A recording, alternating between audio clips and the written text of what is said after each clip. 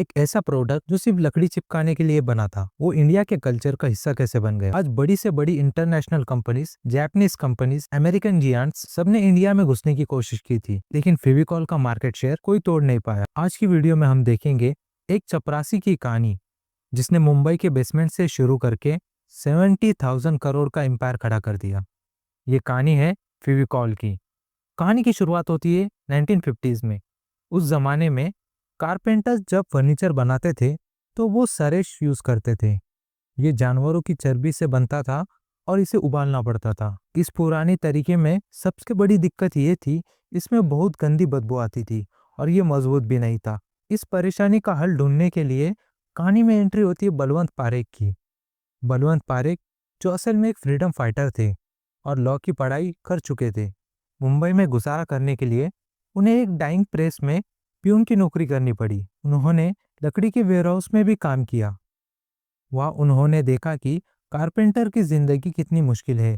उन्हें एक आइडिया आया, क्यों ना एक ऐसा ग्लू बनाया जाए जो लगाने में आसान हो, जिसमें बदबू भी ना हो और वो कभी टूटे भी ना। और फिर बस 1959 में जन्म हुआ फेविकॉल का। प्रोडक्ट तो बन गया था, पर उसे बेचेगा कौन। यहाँ बलवंत पारेख ने वो किया जो आज के एमबीए स्कूल में भी पढ़ाया नहीं जाता। उन्होंने कस्टमर जिनके घर फर्नीचर बन रहा है उनको टारगेट नहीं किया, बल्कि उन्होंने टारगेट किया इन्फ्लुएंसर को, यानी कारपेंटर्स को। फेविकॉल ने कारपेंटर्स के लिए फेविकॉल फर्नीचर बुक्स बनाई। इसमें फर्नीचर के नए नए डिजाइन होते थे। कारपेंटर को लगा कि फेविकॉल सिर्फ एक कंपनी नहीं, उनका पार्टनर है जो उन्हें नए डिजाइन दे रहा है, ताकि वो अपने कस्टमर से ज्यादा पैसे चार्ज कर सके।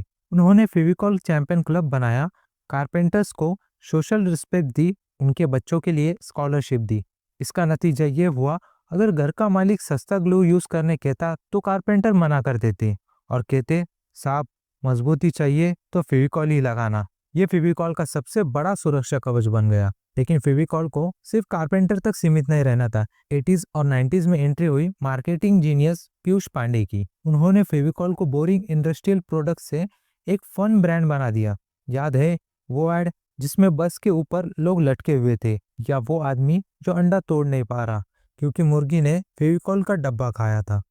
फेविकॉल के एड्स में कभी ये नहीं बोला गया कि हमारा ग्लू खरीदो। उन्होंने बस जोड़ को दिखाया, वो भी हंसी मजाक में। इस मार्केटिंग ने फेविकॉल को एडेसिव का दूसरा नाम बना दिया। अब सवाल आता है कि फेविकॉल कभी नीचे गिरा? इसका जवाब है बिल्कुल भी नहीं। इसका कारण है पिडिलाइट की एग्रेसिव स्ट्रेटजी। जब भी मार्केट में कोई नई चीज आई, पिडिलाइट ने या तो उसे खुद बना लिया या फिर उस कंपनी को खरीद लिया। वाटरप्रूफिंग चाहिए तो उन्होंने डॉक्टर फिक्सिट बना लिया। पाइप चिपकाना है, उन्होंने एमसील को खरीद लिया। आर्ट और क्राफ्ट करना है, उन्होंने फेविक्राइल बना दिया। उन्होंने मार्केट का हर कोना कैप्चर कर लिया।